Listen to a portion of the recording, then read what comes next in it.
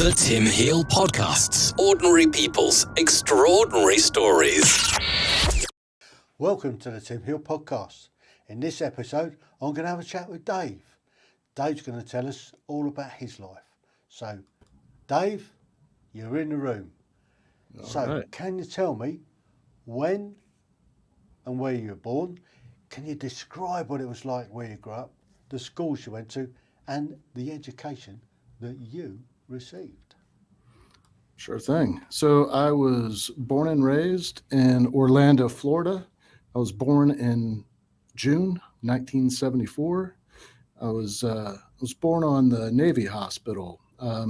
Back then, there was a naval base in Orlando, Central Florida. It was the Naval Training Center and Recruit Training Center. My dad was in the Navy. He met my mom in the Navy Exchange, where she was working as a cashier. They started dating, and they had me. So I was born in the Navy hospital. And 74, eh? Cool. That takes me back a little bit. That's the year I joined the Army. Yeah, I mean, you got a couple of years on me. 16, I think, to be precise. So, yeah, wow, you joined the Army at 16? I did. Wow, cool. And then I retired at 60. Wow. So you got a little bit of time in the uniform, huh? Yeah, did a bit.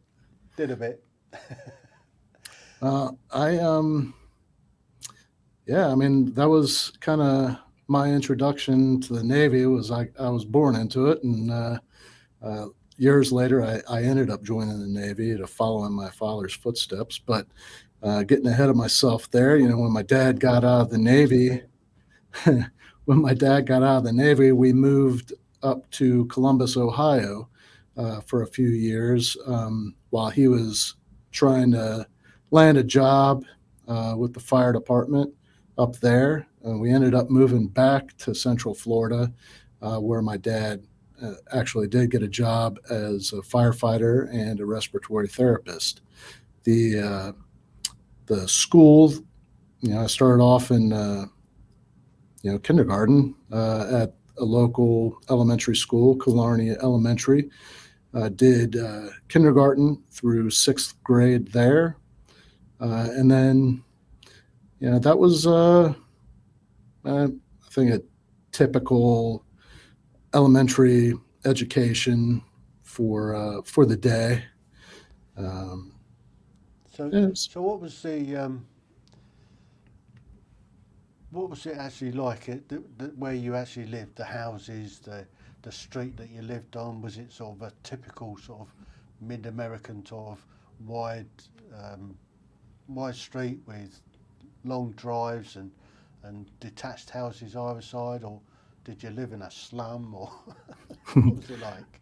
Well, I'd say that it was kind of middle-class neighborhood, 3-bedroom, 2-bathroom houses. They were all one story, except for there was one 2-story house in my neighborhood. All the others were almost identical. The floor plans might be flipped in one house, but they were all very much the same. The carports were not enclosed. They were all open.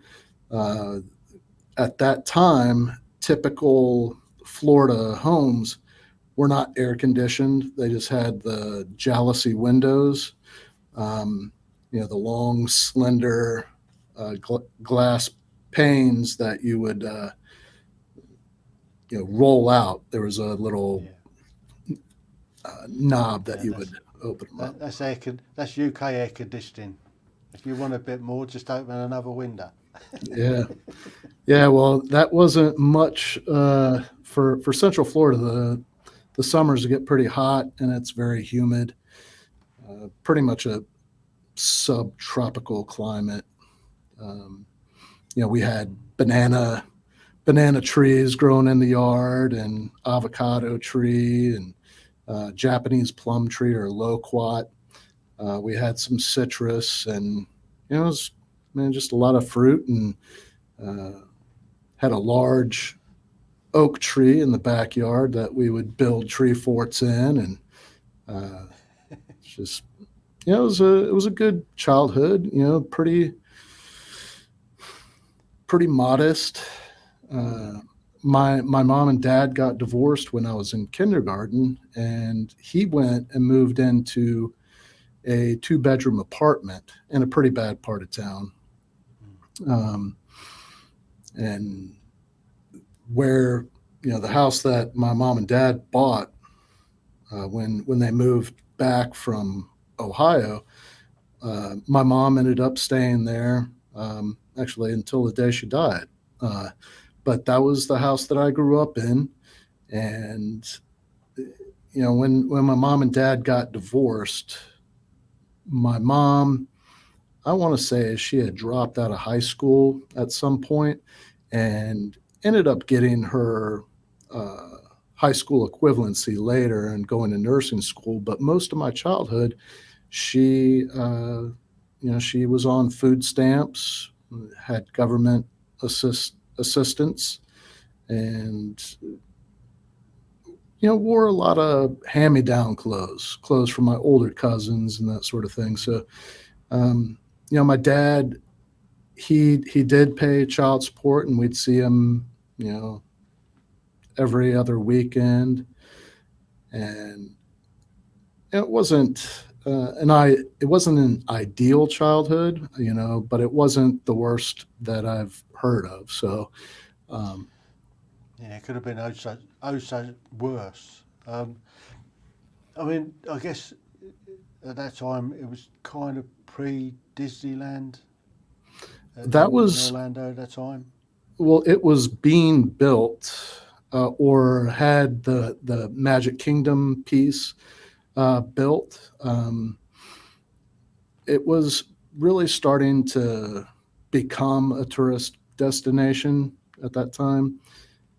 My grandfather, my dad's dad, would come down at different times of the year and take us to Disney. So that was a common thing. It was a treat to be able to go to the different theme parks when I was a kid.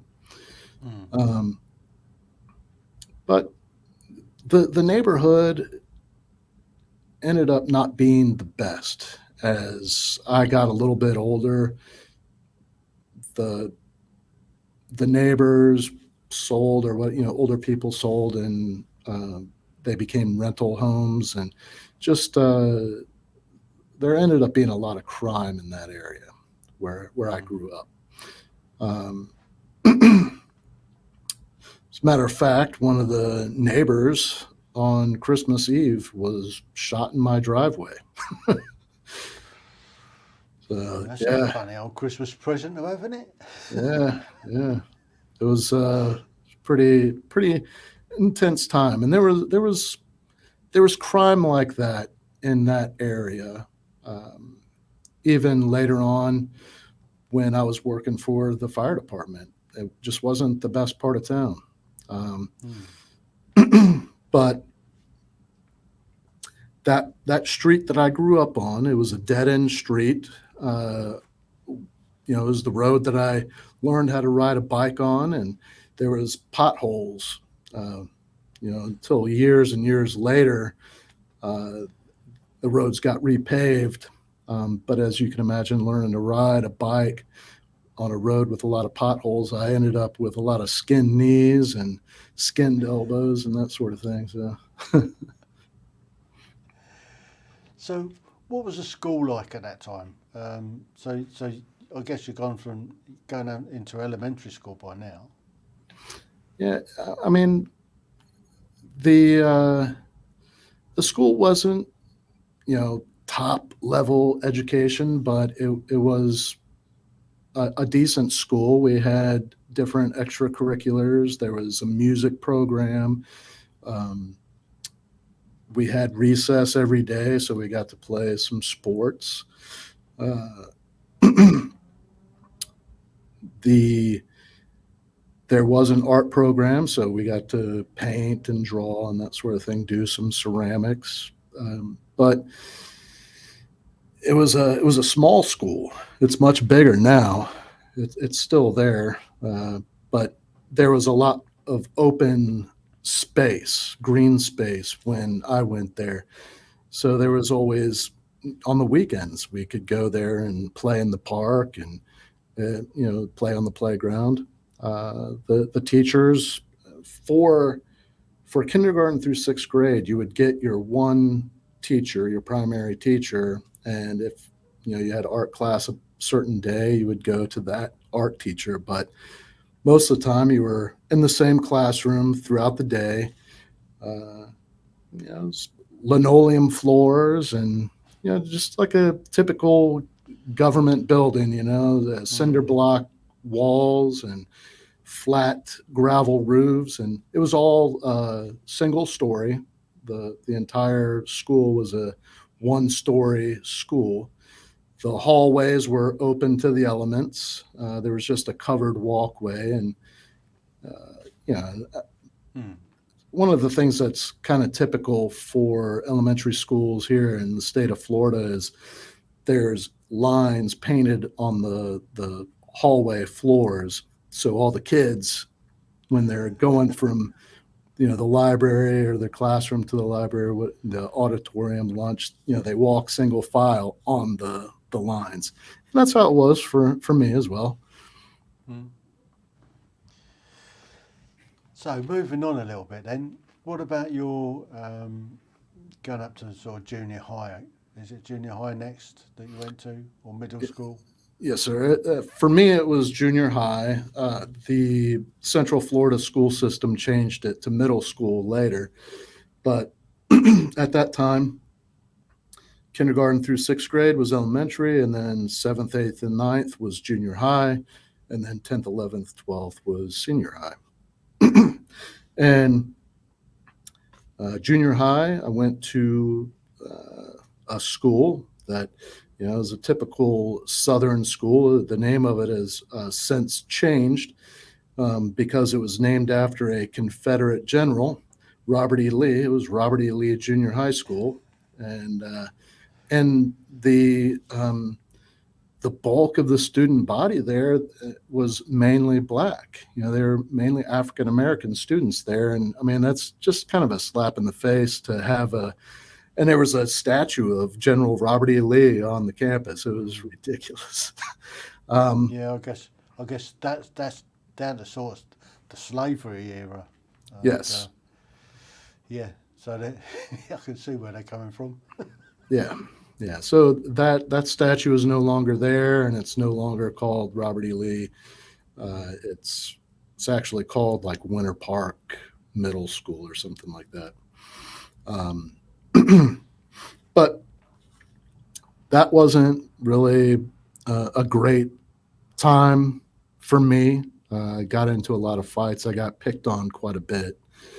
And that continued on until I got into high school.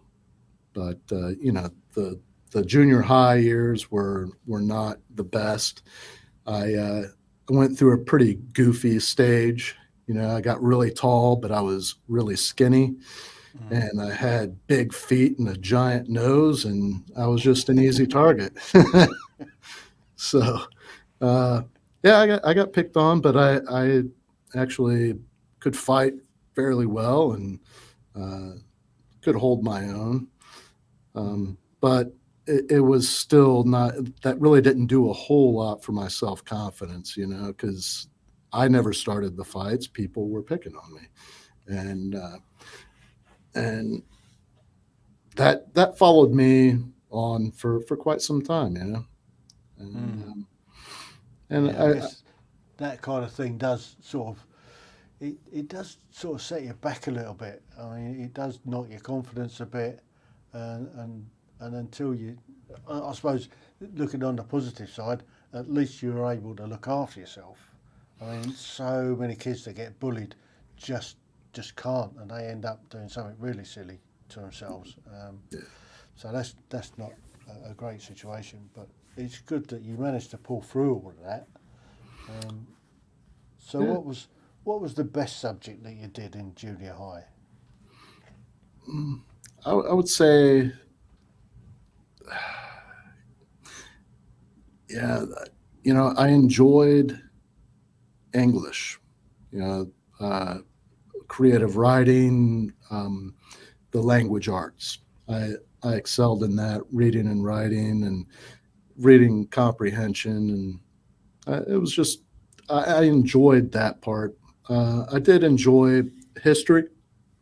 I enjoyed just learning world history, American history, that sort of thing. But yeah, that was about it. In high What school, about I did. sports? Did So you get into sports?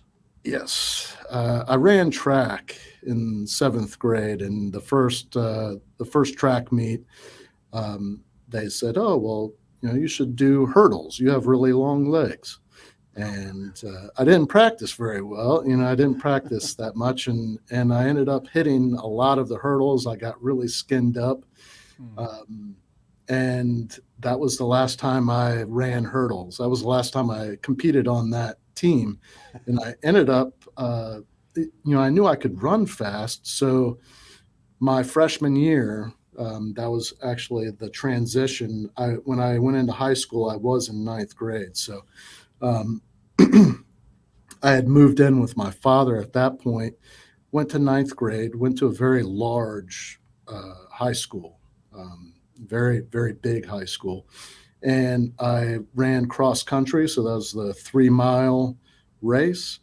And I ran track in the springtime. And in the fall, I wrestled. So I got into wrestling at an early age, grappling, and did well. I actually was varsity my freshman year and all throughout my my high school time.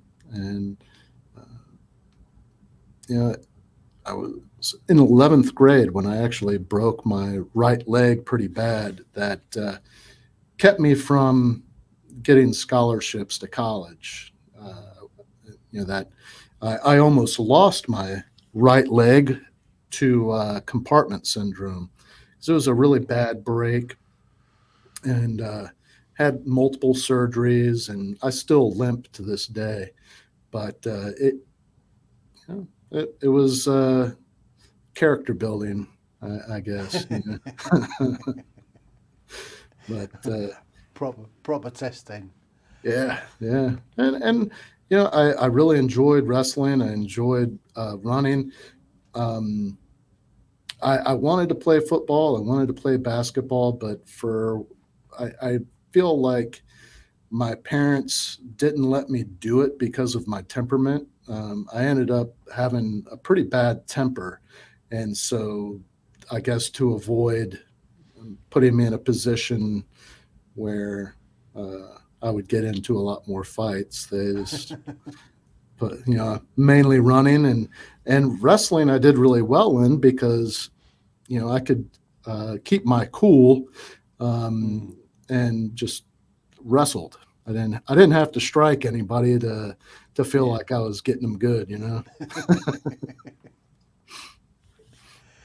So, what did you do after high school then? Let's just take you back a fraction. Did you get involved with any sort of theatres or music, that sort of thing in high school? I did join the chorus, the choir, the school choir, and that I enjoyed that, but I was not like a solo performer. I did not have that kind of a voice. So I enjoyed performing, but it really wasn't something that I was ever gonna step out and be a solo performer. But I didn't act. I didn't do any plays or anything like that. I felt like I did a pretty good job of getting picked on all on my own. I didn't need to add fuel to the fire. A lot of those guys got picked on pretty bad. I didn't need anything additional to get me picked on. So don't give them any more ammunition than they already had, eh? yeah, exactly. But So, did I you went. manage to? Go ahead. Oh, sorry. Did you manage to graduate high school with sort of any sort of honours, or did you sort of scraped out? I you know I feel like I could have had I applied myself, but my senior year, I had acquired so many credits early on that I was able to take all easy classes my senior year. So I pretty much just coasted through, and I I knew that my family wasn't going to be able to put me into college, and I didn't have the grades to get any academic scholarships, and my athletic career fizzled out pretty good because of my leg. Uh, and the one I was hanging my hat on my wrestling, and my senior year, I was a sure win to take home some championships, and I ended up um, getting the chicken pox for the very first time my senior year of high school. That's not And clever. no, and it was at that time, right before I went back to school after healing up. I ended up getting into a fight, and I punched some guy in the head that had started the fight, and I ended it, but I broke my hand, which kept me from competing the rest of the season. So my that was one of my issues, was my temper for quite some time, and it was just a lot of childhood trauma that I just carried with me and didn't deal with it until, I was an adult before I really started looking at all that stuff. So, So, what did you do after school? After you graduated from high school, where did you go? What did you do? I went to a community college. I worked 3 part-time jobs, and went to a community college full time. And it was actually, one of my part-time jobs was the work study program at the college, where I was taking care of the baseball fields. The This one particular day, I was riding on the fender of the tractor. Another guy was driving. We were driving through the outfield, and there was a big dip, and I got launched into the air off that fender. And when I landed kind of weird, and I felt one of the screws that was in the top of my tibia back out. And when I looked down, you could see the head of the screw pushing against the skin nice and tight. So I was able to go to the orthopedic surgeon. They removed those screws, and that made me eligible to join the armed forces at that time, because that was what was keeping me out before. And so once I got those screws out, my leg healed. I went to the recruiter and joined the Navy, became a gas turbine mechanic. Um, the paperwork that I signed to get in, though, basically said that if I re-injured that leg, they would discharge me, and they would not, you know, take on any responsibility for it. So I had finished school. I had my orders to go to Yokosuka, Japan. I had the battle group that I was looking to be in. A bunch of my buddies and I, we all volunteered to go to Yokosuka, and I had broke my leg again, and they discharged me medically, and I went home kind of depressed, because I felt like that was my way out, and I really enjoyed it. I did well. I graduated second in my class for one of the harder specialty schools in the Navy. And when I was discharged, I went back to Central Florida. My grandfather at the time was doing a lot of construction stuff. Just he was retired, but he had jobs here and there, and he taught me how to do concrete, and I think really he brought me along to just break my back a little bit to, get me back into school, I think. So that's, and it worked because, man, doing concrete work in the summer and Florida is rough. So I ended up going back to school, and the entire time that I went to school in my adult life, I always worked.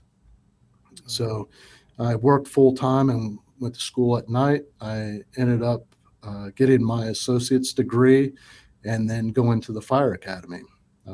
Became a firefighter.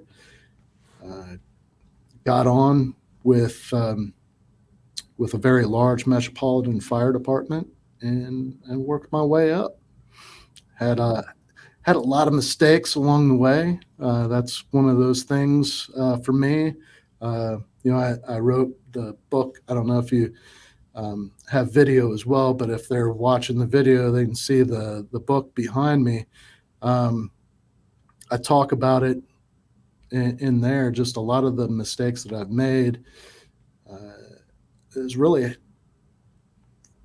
the most important growth opportunities of my life were when I really crash and burn hard.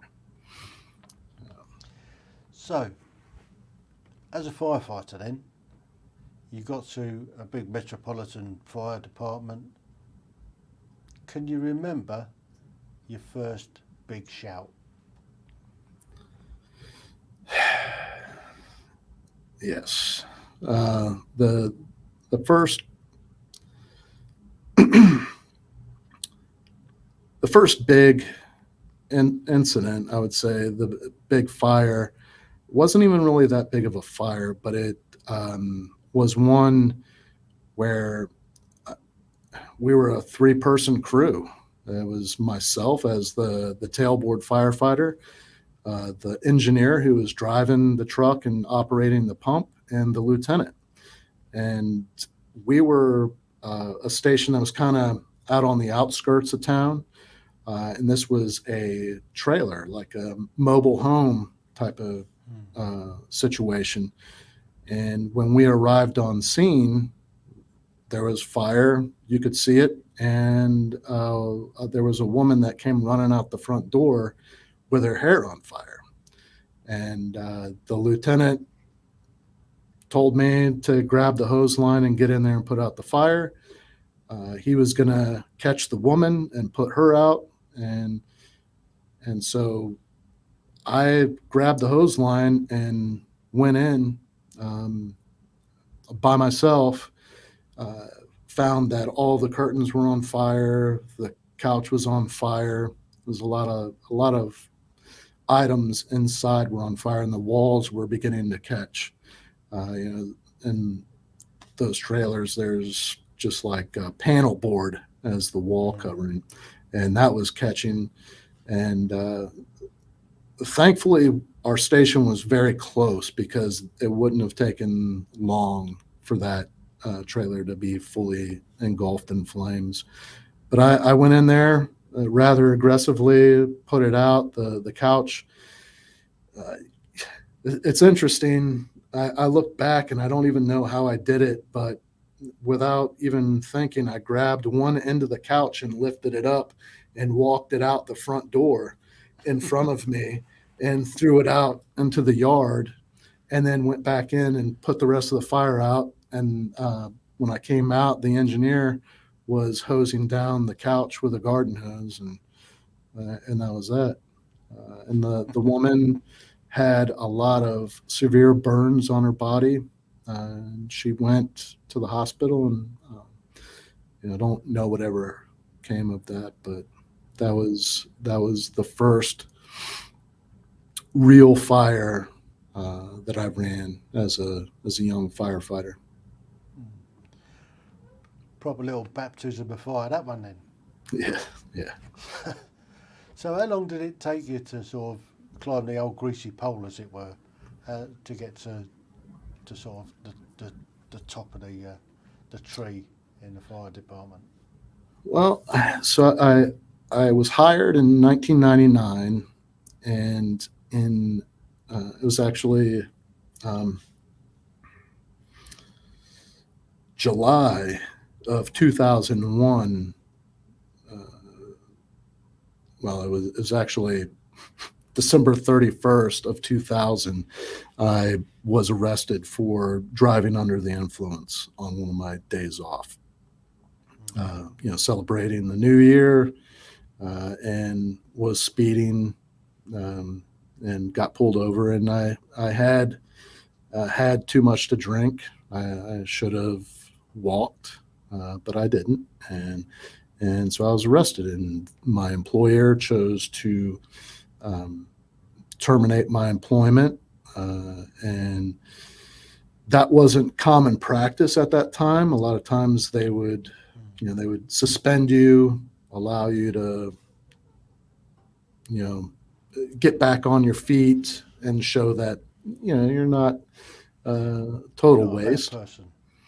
And so when I was terminated, I went back to doing construction, and appealed their decision to terminate me. I ended up getting my job back. But in the meantime, so that was the DUI was December 31st, 2000. By July of 2001, my employment had been terminated. And then September 8th, 2001, I was on a 3-story roof. I worked for a roofing company, and I ended up falling off this roof and broke my back. Compression fractures to L1, L2. Ended up, I was laying on my couch, high on painkillers, watching the news the morning of September 11th, and thought I was watching a movie. And when I sobered up, I decided that I wasn't going to ever take another painkiller. And so for the rest of the time, all my recovery, I took anti-inflammatories, or no more narcotics, because I felt like, I had watched, so many of my brothers and sisters perish, and didn't recognize it at the time, and I was kind of ashamed of it. And I was ashamed that I was no longer a firefighter. At that time, I wasn't a firefighter, and I feel like that injury, though, saved my life, because you hear of all the firefighters there that worked at Ground Zero, and the different types of cancers, and how much horror they saw, and they struggle with depression, PTSD, and then cancers, and just really horrific. So at the time, I was feeling like I'd let my brothers and sisters down. Years later, I look back, and I really do believe that it saved my life. And so I ended up getting my job back. After my back healed, I went back to work for the fire department, and within a year getting back on the job, I was promoted to engineer, which is driving the truck. After doing that for a few years, I tested for promotion and became a lieutenant. Ended up working at a very busy fire station, the south end of like Central Florida, south end of Orlando. Worked that area, pretty busy. Saw a lot of violent crime, a lot of auto accidents, a lot of fire. Fought a lot of fire and there was an industrial area as well. So I saw my fair share of industrial accidents. And I was a lieutenant for 6 years and promoted to battalion chief. And when I promoted to battalion chief, I took over special operations for the department and got a lot of advanced training at that time, and did a lot of really cool stuff. But throughout my career, just saw a lot of horrific things that stuck with me. And I talk a little bit about it in my book, Struggling with PTSD, and really the stigma surrounding like admitting that you need to get help. And so, I felt like I was weak if I reached out to try and get some help. And it caught up with me. And my world on my days off was pretty rough. I drank a lot and ended up making some poor decisions in my personal life and ended up losing my job again. And it was pretty embarrassing, pretty humbling experience. Went from being a very well-respected chief officer that had accomplished a lot in my career, and I've been decorated quite a bit, done a lot of really impressive stuff. But in my personal life, I just felt like, the scum on somebody's shoe, and I just really didn't like myself. And thankfully, I got some help at that point, and started a podcast, wrote a book, just hopefully people will read the book or listen to the podcast, and if they're struggling with PTSD or know somebody that's struggling with PTSD, they will help them get some help or just help themselves and get the help that they need, because you can come back from it. And I would imagine your time in the military, you've seen a lot of bad stuff, and it's like while you're in, that's your identity, right? And when you leave, that's when everything catches up with you. And that's one of the things that I am trying to drive forward with not just my podcast but my live streams, is to destigmatize things like PTSD, mental health, and suicide. It's happening far too often. At the moment, I don't know what it's like in America. I think it's similar. We are losing a huge amount of veterans to PTSD and suicide. I mean, it's unprecedented, the amount of guys that are taking their lives every day. Yes. And I think we've come quite a long way, but we've still got a long way to go to fully destigmatise people that have mental health problems. We all have them. We all have problems. Yeah. And if we could just talk about it in everyday conversation, normalise it, and identify those that are at risk, to give them the support and the help that they need, then we're halfway to helping so many people. Yes. So Dave, where can people get your book, and where can they listen to your podcast? Well, my website is hollenbachleadership.com, HOLLENBACH, leadership.com. You can find my podcast there, or any podcast platform. I have a YouTube channel. I have a YouTube channel as well. My book is on my website. The official release of my book is October 11th of this year, 2022. So at that time, it'll be available on every online bookstore.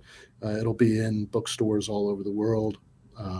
But you'll be able to order it on Barnes & Noble, Amazon, that sort of thing. You can actually pre-order it right now. So you can go to Amazon, put in my name, or put in Fireproof, your grand strategy for transforming failure into fuel for your future. It's already being recognized. I am one of the finalists for the Page Turner Awards, which is an international literary contest. I can't wait to see how I do. I made the finals, but now, there's further judging that takes place, and I'm hoping that I do okay, at least holding my own. But everybody that's read it so far has been very generous with the compliments, so I feel good about it. Terrific. Well, I can only wish you every success, and I'll do what I can with my platform to promote it as well. Yeah, I really appreciate it. And I thank you so much for having me on your show and having me talk about my life. It's been an absolute pleasure. Yeah, thank you.